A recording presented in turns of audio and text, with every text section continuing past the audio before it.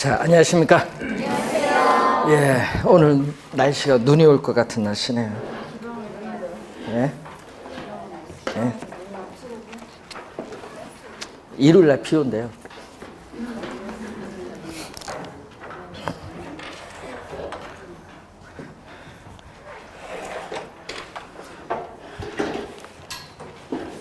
자, 여러분 교재에 150페이지가 되겠습니다.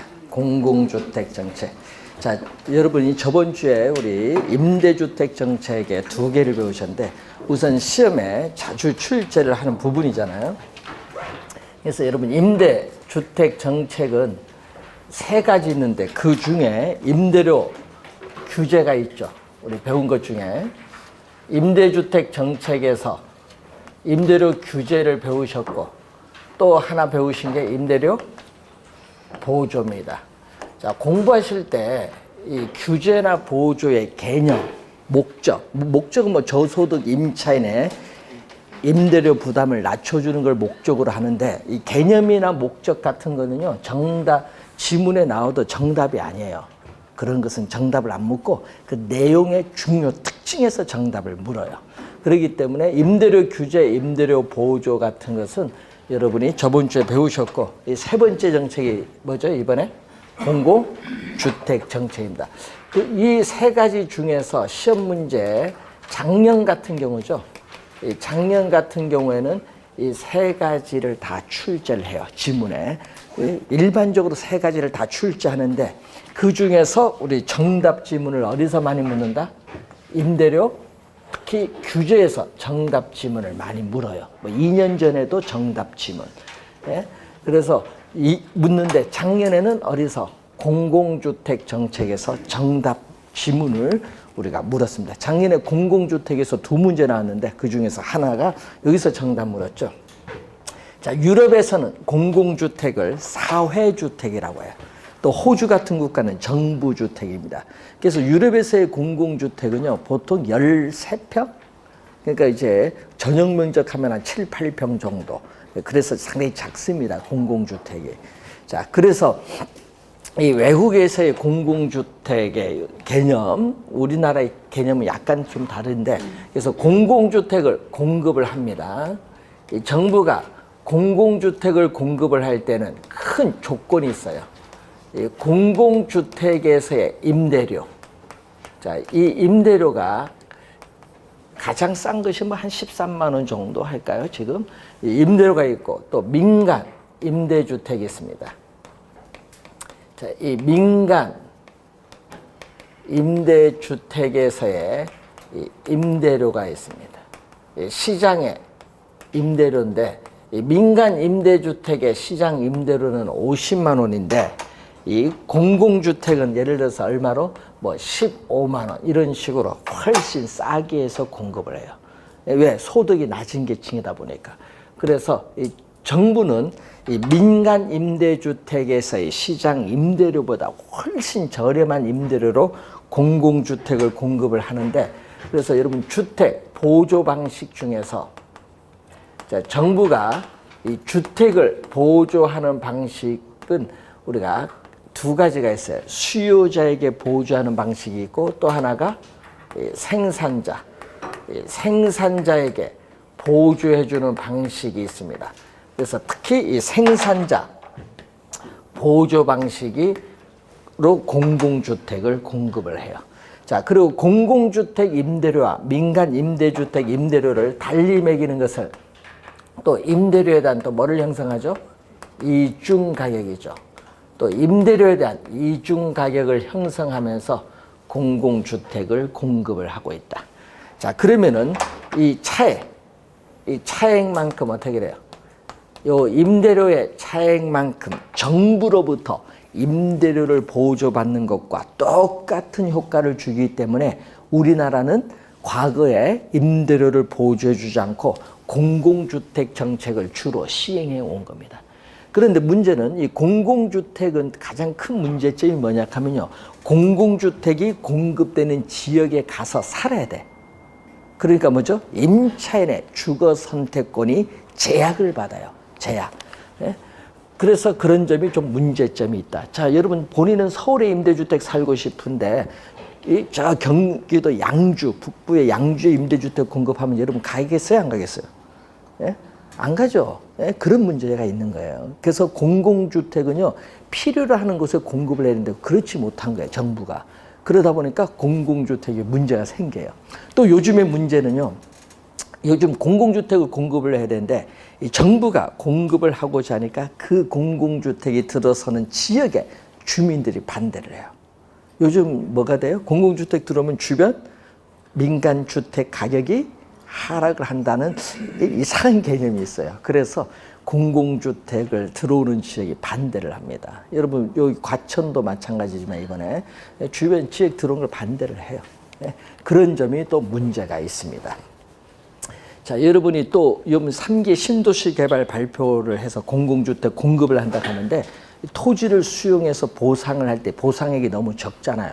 그래서 막 반대도 지역 주민들이 하고 있는데 그래서 요즘 요즘 소송 하나 걸린 게 있어요. 어떤 소송 걸리냐 하면요. 2003년도인가 2003년도에 주택을 구매하셨는가 마포 쪽에 토지 주택해서 단독 주택을 구매를 그때 당시 한 3억 원에 하셨는가 봐요. 그래서 3억 원에 했는데 그게 재개발이 되면서 수용을 당해서 보상을 해준데 국가가 9억 정도 보상을 해준 것 같아요. 3억짜리에서 3억에 샀는데 한 10몇 년 지나서 보상해 줄 때 했는데 이 분이 어떻게 돼요? 보상액이 적다. 실제 거래되는 가격으로 보상해 주면은 하겠다 하는데 국가는 안 하죠. 예? 그러니까 어떻게 돼? 이분이 소송을 걸었어요. 예? 근데 문제는 우리나라의 미국 시민권자예요. 동포인데. 그러니까 문제 소송을 걸었는데 법원에 소송 건 게 아니에요. 예? ISD 국가 간 소송 걸었어요. 국가 간.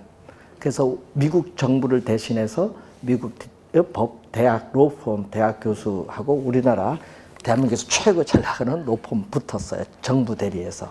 그게 12월 달에 결말이 나와요.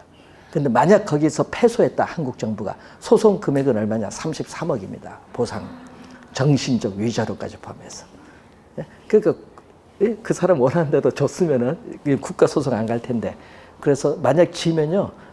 외국 동포들 있죠. 시민권자나 이 사람들 소송 그걸 어떻게 돼요? 원래 어떻게 돼? 실제 거래되는 가격으로 다 보상해 줘야 돼. 그 돈이 자그만치 엄청나. 여의도 면적만한 돈이에요. 엄청납니다. 그러니까 앞으로 이제 재개발해서 수용할 때 이제 골치 아프게 돼 있어요. 쉽게 너무 보상이 적은 거예요, 이게 우리나라가. 외국에처럼 정상적으로 주려고 하지 않으니까 문제가 생긴 거예요. 그 왜 얘기해 주냐? 혹시나 그런 또 경우가 있을 수 있어요.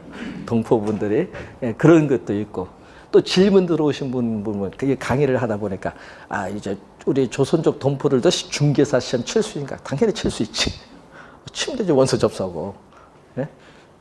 그래서 작년에도 치다 보니까 원서 접수하는데 뭐가 안 돼요? 시스템이 안 돼. 인터넷. 그거 보니까 거기에 보니까 조선족 동포 뭐 체크할 게 없어. 그래서 현장 직접 가서 해야지 뭐. 그런 경우도 있었어요. 2년 전에. 그래서 하여튼 요즘에 이 공공주택 관련해서 이제 또 분양을 받는데 이제 우리나라 국민만 또 대상이 되냐, 조선족 동포는 대상이 안 되냐, 뭐 그런 것도 막 문의도 있는가 봐요. 그래서 요즘에 보면은 상당히 중요한 게 이 지문에서 출제를 하는 거예요. 이 지문. 그리고 최근에 이 지문에서 출제하든지 아니면 법상의 용어를 출제합니다. 그래서 여러분 교재에 민간임대주택 특별법상의 용어가 나오는데 이 용어가 이게 자주 바뀌어요. 그래서 이번 정부 들어서도 또 바뀌었거든요. 자, 그 용어 중에 우선 151페이지 보시면은 공공지원 민간임대주택이에요. 옛날에는 그냥 민간임대주택 했는데 공공지원자를 또 붙여놨어요. 자, 개념 보면요. 임대사업자가 몇 년 하면 8년입니다. 민간임대주택을 8년. 과거에는 10년이었는데 기간이 바뀌었어. 8년 이상 임대할 목적으로 취득을 하여 민간임대주택 특별법에 따른 임대료 및 임차인의 자격 제한 등을 받아 임대하는 민간임대주택을 말합니다. 자, 5번인데 여러분 과거에 바뀌기 전에는 중공공 임대주택인데 이걸 바뀌었거든요. 장기 일반 민간 임대주택이라는 용어를 바뀌었어요. 그래서 공공지원 민간 임대주택 아까 배웠죠? 요거 아닌 주택입니다. 아닌 주택을 몇 년? 8년. 10년 아닙니다. 8년 이상 임대할 목적으로 취득하여 임대하는 민간 임대주택이고 바로 밑에 단기 민간 임대주택이면 8년이 아니라 뭔데요? 4년 이상. 5년이 아니죠. 그래서 여러분이 시험제 나올 때 요 두 가지인데 요즘에 뉴스에 보면 임대주택 뭐 등록을 하라 할 때 여기가 4년, 8년 등록하라는 얘기입니다. 자, 우선 용어 기억을 해 두시고 거기에 8번 보세요. 주택임대관리업이 있어요. 두 가지 있네요. 자기관리형 주택임대관리업이 있고 그리고 위탁관리형 주택임대관리업이 있어요. 위탁관리는 뭐죠? 맡겨서 관리한다는 얘기인데 그래서 어떻게 돼요? 주택 소유자로부터 뭐를 받아? 수수료를 받아요. 그래서 임대료를 부과하고 또 징수도 하고 또 시설물 유지 관리 등을 대행하는 형태업을 위탁관리형 주택임대관리업인데 이걸 작년에 출제한 거야. 작년에 뭐라고 출제했냐면 위탁관리형 주택임대관리업의 업무가 아닌 걸 물었어요. 보기 5개 중에 하나가 뭐다? 우리 어떻게 돼? 대출 알선이 나왔어요. 거기에. 대출 알선 없죠? 그게 정답이었어요. 기본적 개념을 이제 묻는 내용입니다. 그런 건 유추해서 답을 찾아도 될 것 같은데. 자, 작년에 그 지문을 우선 출제를 했고요. 자, 그리고 152페이지에 공공주택특별법 시행령상의 용어인데 여기서 여러분들은 많이 듣던 용어들이 있어요. 영구임대주택, 국민임대주택 뭐 많이 듣던 용어인데 자, 우선 볼까요? 정부나 지방자치단체의 재정을 지원받아 자, 영구는 최저 소득이 가장 낮은 계층이에요. 최저 소득 계층의 주거 안정을 위하여 50년 또는 영구적인 우리가 임대를 목적으로 공급하는 공공임대주택입니다. 색깔 표현되어 있어요. 최저 소득 계층이고 요것보다 약간 소득이 높은 게 우회 국민임대주택. 요것도 어떻게 돼요? 우리는 저소득 서민, 최저가 아니라 이번은 저소득 서민의 주거 안정을 위해 몇 년? 이번은 30년 이상 장기간 임대를 목적으로 공급하는 공공임대주택입니다. 용어가 다르죠. 약간 더 높은 게 국민임대주택, 소득. 자, 행복주택은 많이 들어보는 용어가 사회 초년생, 대학생, 우리가 신혼부부 등 젊은 층의 주거 안정을 목적으로 공급하는 공공임대주택입니다. 자, 여러분 행복주택 공공임대주택입니다. 자, 그리고 장기전세주택, 여러분 서울특별시 가면 뭐 쉬프트 얘기를 많이 하는데 옛날에는요, 요 기간이 있었어요. 20년. 근데 이걸 폐지한 거예요. 20년 기간이 없어졌어요. 전세 계약의 방식으로 공급하는 공공임대주택입니다. 자, 그리고 요즘 뉴스 많이 나오는 용어 중에 하나가 분양 전환, 우리가 공공임대주택이 있어요. 분양 전환. 그러니까 요즘 뭐죠? 10년인가요? 10년 임대 후 분양 전환 이런 용어 많이 나오잖아요. 뉴스에 보면은 일정 기간 임대 후에 분양 전환할 목적으로 공급하는 공공임대주택인데 요즘 여기에 문제가 생겼어요. 왜 그러냐 하면요. 이 분양 여러분 계약을 맺어서 들어가서 살 때인데 10년 지나서 분양할 때는 가격이 많이 오르죠. 아, 그죠. 예를 들어서 분당, 여러분 저 분당에 가면은 백현마을인가? 거기 그쪽에 가격이 10년 동안 많이 올랐죠. 많이 올랐는데 분양 전환을 하려고 하니 오른 가격을 지불해야 될 거 아니에요.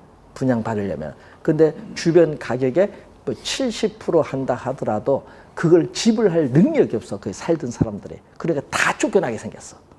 근데 그걸 정부 보고 뭐다? 청와대 청원에서 정부 보고 해결하다. 정부가 해결할 방법이 없어. 법상에 딱 규정되어 있는데. 예? 그러니까 결국은 그때 당시 뭐를 했어야 돼? 예? 분양받았어야지 그때. 그러니까 어떻게 돼? 일순간의 선택이 좌우한 거야. 그때 분양받은 사람은 어떻게 돼? 예? 그때는 국가가 저렴하게 융자도 해줬거든요. 2%로. 그걸 받은 사람들은 괜찮은 거고. 그러니까 머리를 쓰다가 결국은 어떻게 돼? 다 쫓겨나게 생겼지. 예? 자, 그래서 이게 여기 안 좋은 거예요. 이제 일정 기간 임대해서 받는 건 처음에 좋을지 모르지만요. 나중에 분양 받으려고 생각한 사람은 안 좋아요. 예? 그래서 그것보단 저는 밑에가 좋은 것 같아. 기존 주택 매입, 우리가 임대주택이 있거든요. 기존 주택을 매입을 해요. 그러니까 기존 주택을 매입을 해요. 예? 그래서 그걸 뭐죠? 국가지방자치단체 재정 갖고 매입을 해서 그것을 누구에게? 국민기초생활보장법의 수급자 등에게 또 뭘 한다? 이제 빌려주는 거야. 임대하는 공공임대주택입니다. 자, 기존 주택, 이번은 매입해야 하라 뭐다? 전세야. 전세 임대주택은 이번 기존 주택을 매입을 하는 것이 아니라 임차를 받아요. 기존 주택을 임차를 받아서 그걸 이번은 저소득 서민에게 다시 빌려줘. 전대하는 우리가 공공임대주택입니다. 자, 용어들이 새로 생긴 용어들도 좀 있으니까 한번 좀 잘 확인해 두시기 바랍니다. 우리 시험에는 가끔 이런 용어들이 출제를 좀 합니다. 자, 여러분 여과 과정 갑니다. 153페이지에. 여과는 상당히 어려운 용어예요. 여러분 여과는요. 정수기에 뭐가 있냐 하면요. 필터가 있어요. 정수기의 필터는 불순물을 걸러주는 건데 이걸 그래로 번역을 한 거예요. 여과라고. 그래로. 그러니까 용어가 어려워요. 그래서 여과 과정은 우선 주택의 순환. 주택이 순환하는 형상이다. 이렇게 생각하시면 돼요. 근데 주의해야 될 건요. 순환을 하는데 토지 위에 있는 주택은 고정되어 이동할 수 없어요. 그런데 순환을 한다는 것은 어떤 의미냐 하면요. 이 주택에 살고 있는 고소득층 가구나 저소득층 가구가 이사를 왔다 갔다 하는 걸 얘기해요. 순환은. 자, 이사를 가려면 뭐가 있어야 돼요? 이사를 가려면 빈 집이 있어야죠. 빈 집을 공가라고 해요. 빈 집을. 그래서 이 공가가 빈집이 연쇄적으로 나타난다는 것을 전제로 해서 나타나는 게 여과 과정이에요. 빈집이 있어야 돼요. 자, 여과 과정 용어가 어려운데, 자, 우리 이 이론을 전개할 때 우리는 두 계층으로 나눠요. 일정 수준 이상의 고급 주택을 소비하는 고소득층, 일정 수준 이하의 저급 주택을 소비하는 저소득층 둘로 우리는 계층으로 나눠서 설명을 합니다.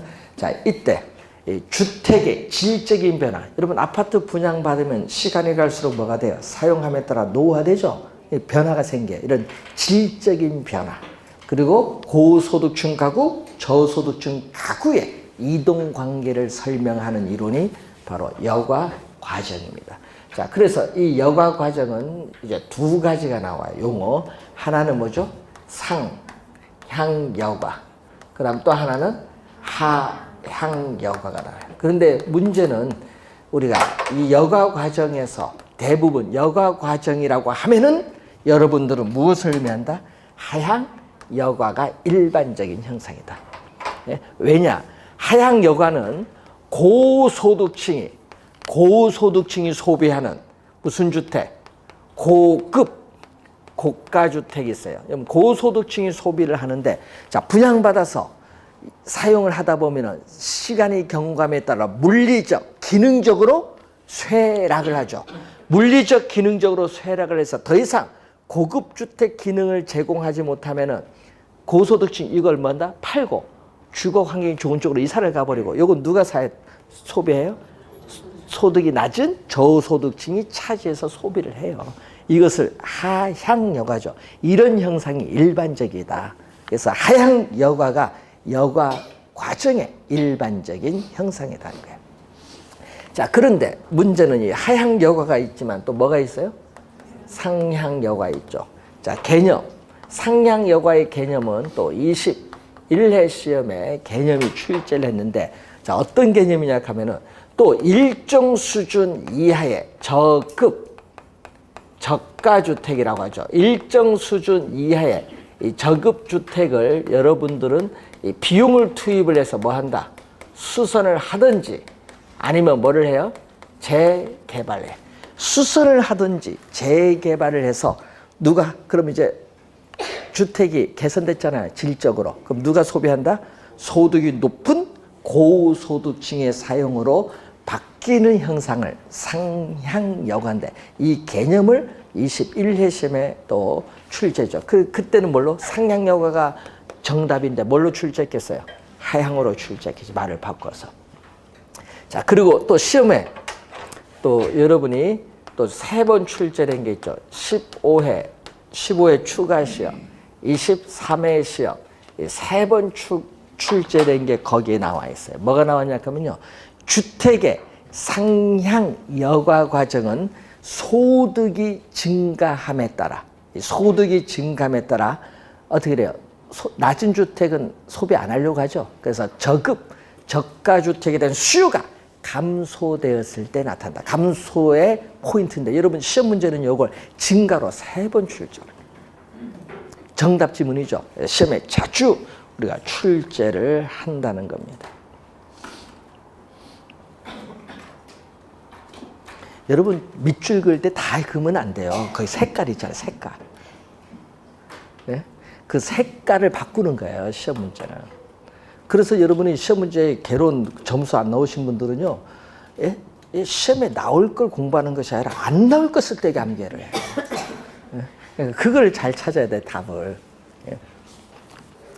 말을 이렇게 한두 글자를 바꿔요. 출제를 할 때. 그래서 그 색깔 있는 것을 그걸 밑줄 그으면 되지. 동그라미 치든지. 자, 여가 과정으로 갑니다. 자, 여가 과정에서 주거분리거든요. 자, 이 주거분리라는 용어는요, 도시 내에서 이 저소득층 주거지역과 고소득층 주거지역이 서로 분리가 되는 현상입니다. 그래서 이것은 도시의 역사적인 발달 과정과 밀접한 관련을 많이 가지고 있는데, 자, 여러분이 고소득층 주거지역은 고급 주택지역이고, 저소득층 주거지역은 뭐죠? 저급 주택지역입니다. 그래서 이 주거 분리 형상은 도시 전체적인 측면에서뿐만 아니라 지리적으로 가까운 인근, 근린 지역에서도 발생하는 현상이다. 자, 이 말은 뭐냐 하면요. 도시 어느 지역에서든지 여러분들은 쉽게 주거 분리 현상을 관찰할 수 있다는 거예요. 그래서 여러분이 앞에서 저번 주 배울 때 외부 효과 배우셨어요. 외부 효과는 정의 외부 효과는 주변 부동산 가치를 뭐한다? 상승시키고 부의 외부 효과는 주변 부동산 가격을 하락을 시키죠. 일반적으로. 자, 그래서 이 저급주택 지역은 뭐가 된다? 저급주택 지역은 주거 환경이 안 좋잖아요. 안 좋으니까 여기는 뭐가 형성되죠? 마이너스. 주거 환경이 좋지 않으니까 우리는 부의 외부 효과가 발생을 하고 있어요. 부의 외부 효과. 부의 외부 효과는 어떻게 돼요? 부동산 가격을 하락시키는 원인으로 많이 작용하기 때문에 뭐 쓰레기 매립장이 들어서면 부동산 가격이 하락하잖아요. 그래서 이 부의 외부 효과로 발생하는 피해는 뭐 해야 돼? 피하고자 하고, 또 정의 외부 효과는 뭐죠? 부동산 가격을 상승시키는 요인으로 또 작용하잖아요. 고급 주택 지역은 양호한 주거 환경을 가지고 있는 무슨 효과? 여기는 정의 외부 효과를 누리고 있어요. 그래서 이 정의 외부 효과로 발생하는 편의, 이 가격이 오르니까 편의, 이익을 추구를 하려는 동기하에서 나타나는 현상이 뭐다? 주거 분리 현상이에요. 주거 분리 현상. 외부 효과 관련이 있는데, 이때 저급주택 지역은 저소득층 주거지역이에요. 그런데 문제는 비용을 투입을 해서 수선 또는 보수를 합니다. 비용을 투입을 해서 수선, 보수하는 비용이 들어가요. 얼마? 그런데 문제는 그 수선, 보수한 이후에 부동산 가치 상승분을 비교를 해요. 비교를 했더니 이 부의 외부 효과로 해서 수선 후의 가치 상승분은 거의 없어요. 부의 외부 효과로 해서. 뭐가 더 크다? 이렇게 수선 비용이 더 커요. 수선 비용이 더 많이 든다는 얘기야. 그러면은 수선 후의 가치 상승분도 없는데 비용을 투입해서 수선을 할 필요가 없죠. 그래서 수선을 하지 않습니다. 수선을 하지 않으니까 저급주택 지역은 계속 뭘로 남는다? 저급 주택 지역으로 계속 남아요. 남는 경향. 그런데 고급 주택 지역은 어떻게 돼요? 우리는 비용을 투입을 해서 수선을 하는데 수선 비용과 이 수선, 이 보수 후에 부동산 가치 상승분을 비교하면 여기는 뭐가 돼? 정의 외부 효과로 인해서 수선 비용보다 뭐가? 수선 후에 가치 상승분이 더 높게 나타나요. 자, 그러기 때문에 이때는 비용을 투입을 해서 뭐를 한다? 수선을 하겠죠. 비용을 투입해서 수선을 하니까 우리는 고급 주택 지역은 계속 뭘로? 고급 주택 지역으로 남는 경향이 나타나요. 그래서 저급 주택 지역은 계속 저급 주택 지역으로 남고 고급 주택 지역은 계속 고급 주택 지역으로 남는 경향이 나타나기 때문에 도시 내에서 자연스럽게 저소득층 주거지역과 고소득층 주거지역이 분리되는 주거 분리 현상이 나타난다. 이 얘기입니다. 자, 그리고 우리는 저소득층 가구는 어떻게 돼요? 저소득층 가구가 거주하는 저급 주택인데 이 저소득층 가구는 고급 주택 지역 가까이 위치하여 입지하기를 선호하죠. 왜? 뭐를 누리기 위해서? 정의 외부 효과를 누리기 위해서. 뭐 잘 되는 집 옆에 있는 게 좋지 뭐든지. 그러면 어떻게 돼요?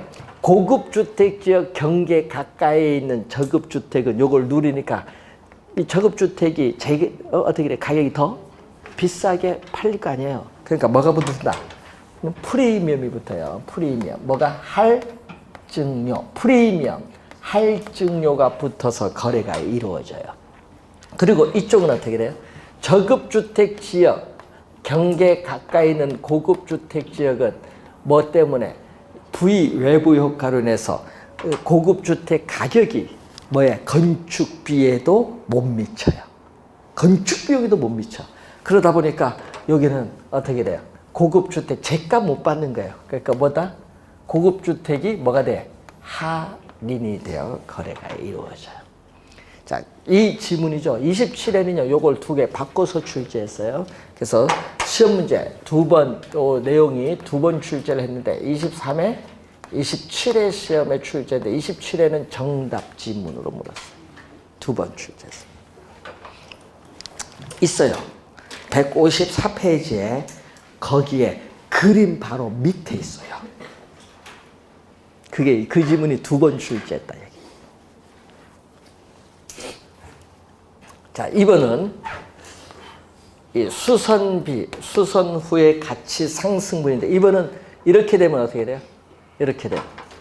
수선 비용보다 수선 후의 가치 상승분이 더 컸다. 그러면 두 가지 경우가 있어요.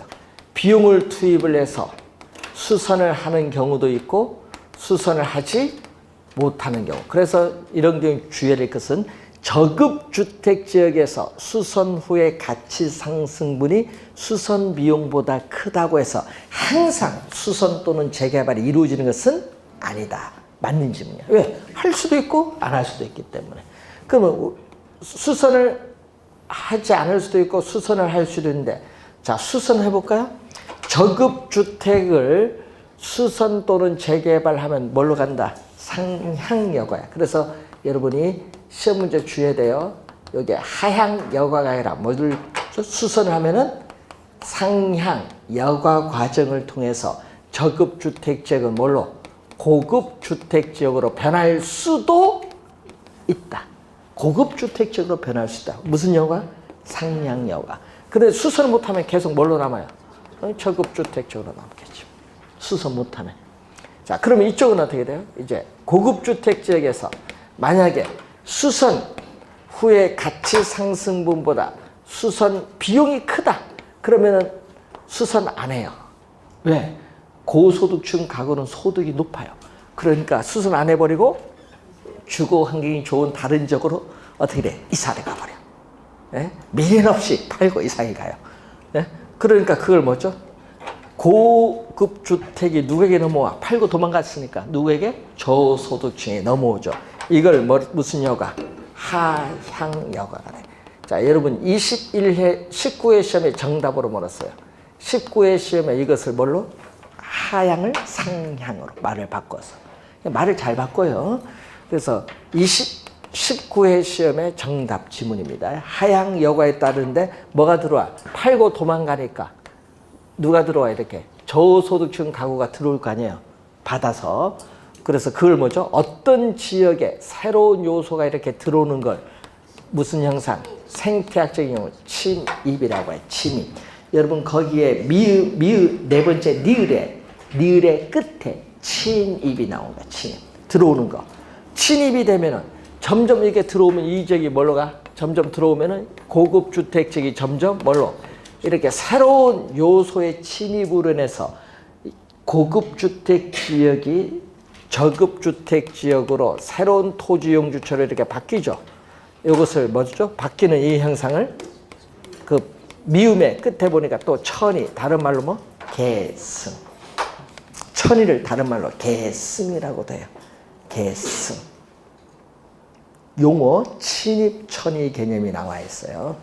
그래서 시험 지문에 그래서 여러분 여과 과정에는 침입과 계승, 천의의 논리가 적용될 수도 있다.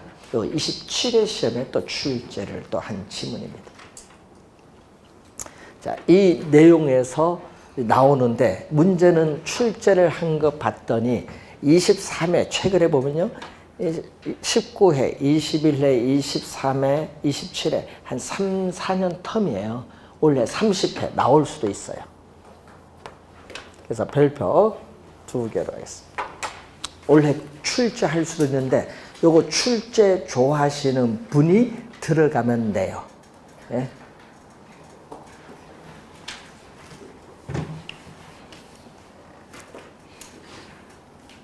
자, 분양가 규제로 갑니다. 155페이지. 자, 분양가 규제.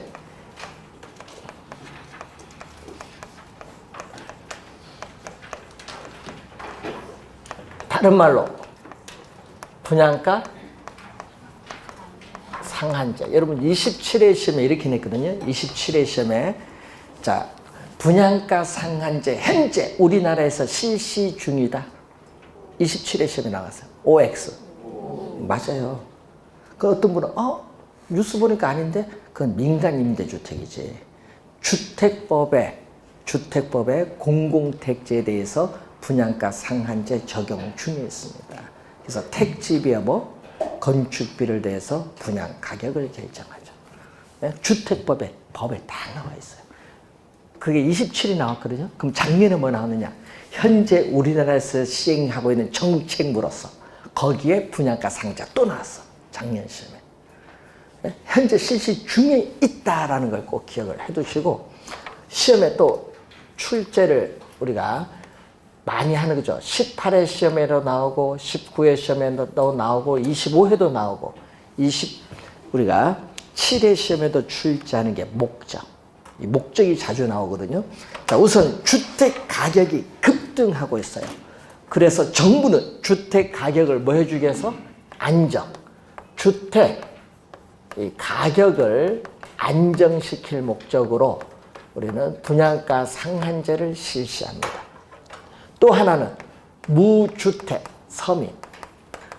자, 무주택 서민에 있어서 신규 주택에 대한 구입 가격 부담을 낮춰줄 목적으로 또 분양가 상한제를 실시를 합니다. 두 가지 목적이 있어요.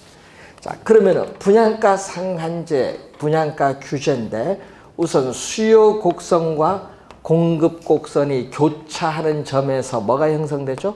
균형 가격이 형성이 되죠. 자, 이때 여러분 19회 시험에는요. 균형 가격으로 출제한 것이 아니라 뭘로 출제해서 또 시장 가격이란 말로 출제해서 같은 말이죠. 자, 그러면은 이 가격이죠. 자, 평당 2천만 원이다. 너무 비싸요. 너무 비싸니까 정부는 무주택 서민의 신규 주택 구입 부담을 낮춰주기 위해서 이 가격보다 낮은 수준에서 규제 가격을 설정을 해요. 이 규제 가격이 바로 분양 가격에 뭐가 되죠? 상한선. 자, 분양 가격에 상한선을 설정을 해요. 얼마? 평당 1,500만 원에.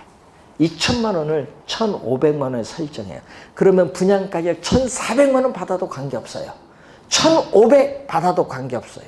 근데 1,600만 원 못 받아요. 그래서 이 빨간 선, 이 규제 가격이죠. 이 가격 이상 받는 것을 정부는 법으로 뭐 한다? 금지시켜요. 그러니까 이 빨간 선이 법이 허용하는 범위 내에서 받을 수 있는 무슨 가격?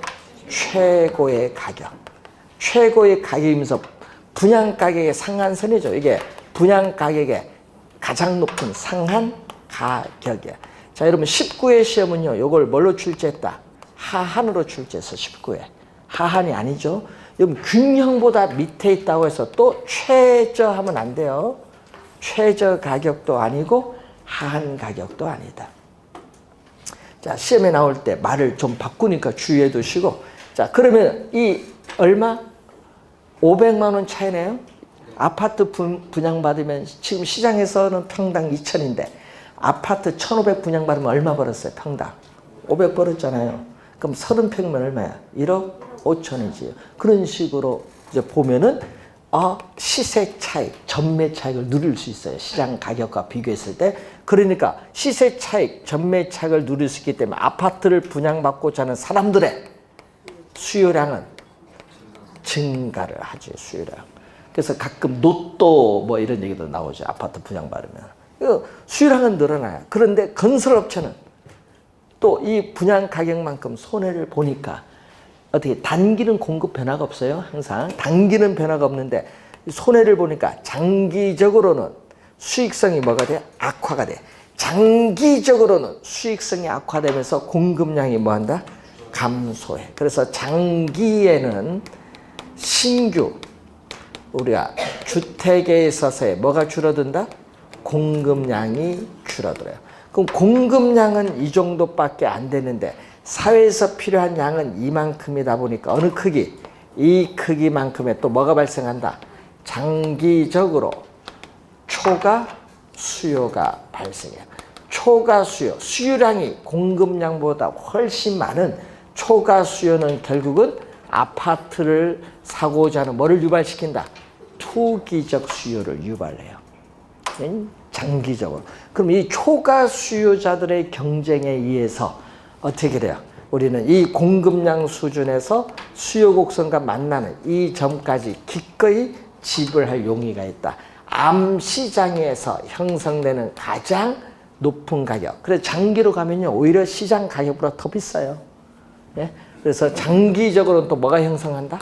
암시장이 형성돼. 그럼 암시장이 형성되면서 어떤 형태에 나타나? 장기에는 암시장에서의 가격, 규제 가격, 장기에서는 또 분양 가격에 대한 이중 가격이 또 형성이 돼요. 자, 임대료 규제 배웠을 때 가격을 규제했어요. 가격 기능이 왜곡이 되면서 가격 기능의 왜곡은 시장에서의 자원 배분의 비효율성을 가져다 줘요. 자원 배분의 비효율성. 시장의 실패가 나타납니다. 자, 그러면은 이제 관련해서 신규 주택 공급은 줄어들고 또 어떻게 돼? 암시장에서 가격은 더 높다 보니까 기존 주택 가격이 오히려 상승할 수도 있다는 거예요. 그리고 우리는 암시장인데 요 가격 차이가 뭐죠? 이 가격 차이가 프리미엄이에요. 프리미엄. 여러분 규제 가격이 분양받았는데 입주세 뭐 올라갔다. 프리미엄, 피 얼마 얘기를 많이 하잖아요. 프리미엄, 피 얼마 붙었다 얘기를 많이 하는데 프리미엄입니다. 이 프리미엄이 크면 클수록 암시장에서 분양권에 대한 불법적인 전매가 나타날 수도 있다. 분양권 불법 전매하더라도 소유권은 이전된 겁니다. 불법이라도 소유권 넘어갔어요. 예? 불법에 따른 책임만 지면 될 뿐이지. 그래서 여러분이 공인중개사는요, 예? 불법이라도 안 되는 게 없더라고, 거래가. 뭐 해요? 공증을 하잖아요. 그래서, 예? 그래서 여러분도 나중에 그런 걸 하죠. 예? 예? 요거, 분양권 한번 거래해보세요. 진짜 재밌습니다.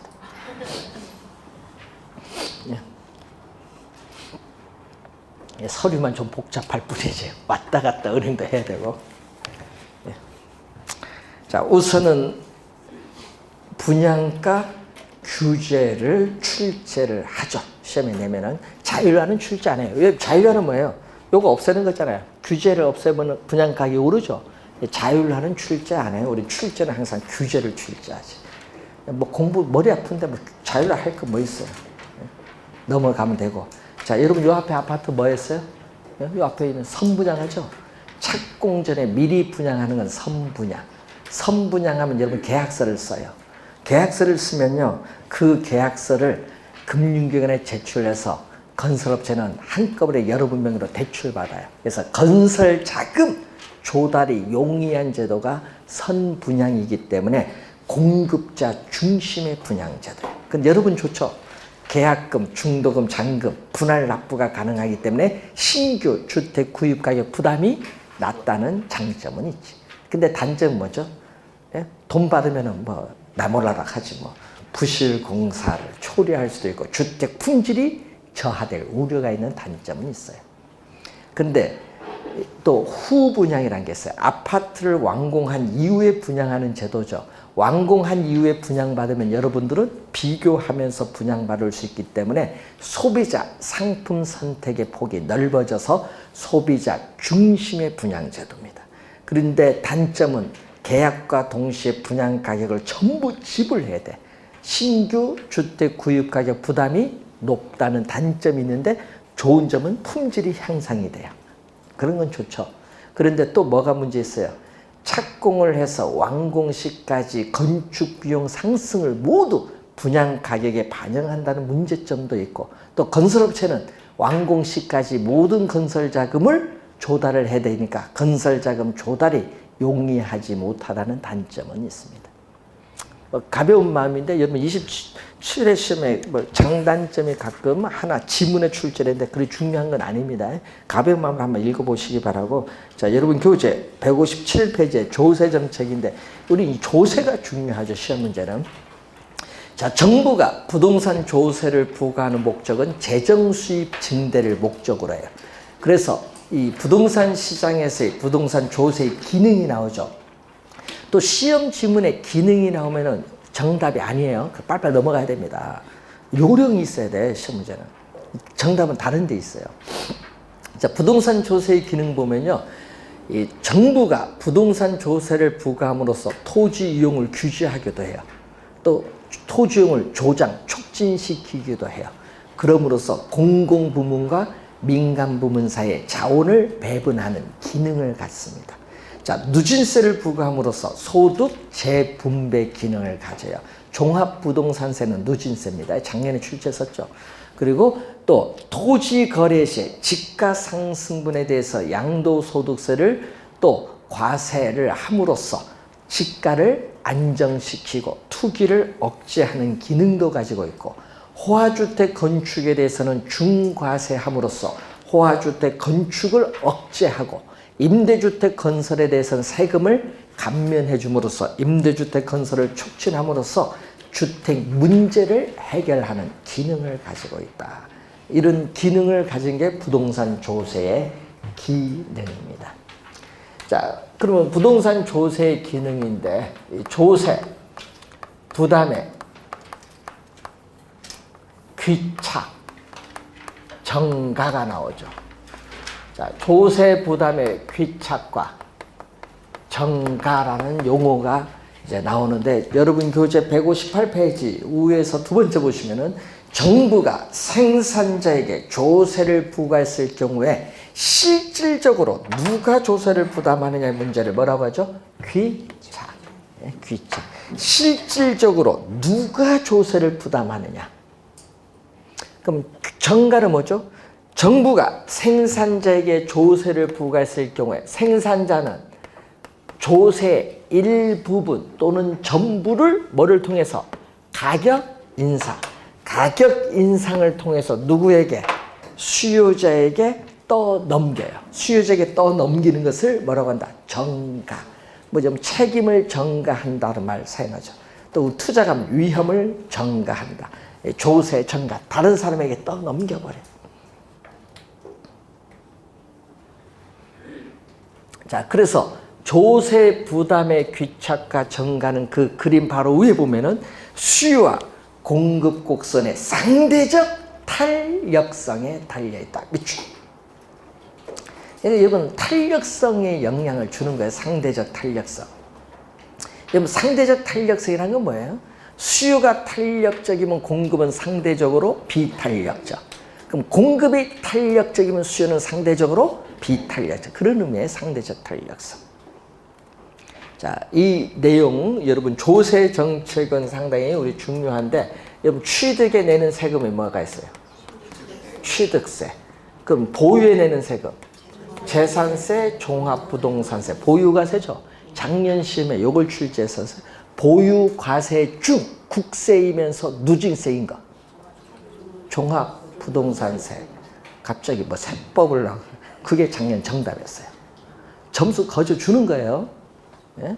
그런데 이제 그런 게 출제를 했어요. 지방세 중에 재산세는 지방세예요. 지방세. 예? 지방세이면서 비례세죠. 재산세는. 그리고 처분시에 내는 세금이 뭐죠? 양도소득세. 그러면은 시험 문제는 또 이런 것도 출제합니다. 취득, 보유, 처분에 모두 부과되는 세금. 딱 내면 또 이제 머리 아픕니다. 이제. 그런 걸 출제를 또 합니다. 개론에. 취득 뭐가 있어요? 농부.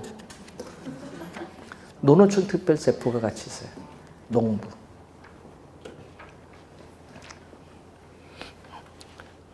옛날에는 인지세도 출제했는데 인지세는 논란이 좀 있어서 그래서 농부로 암기해두면 되죠. 농부.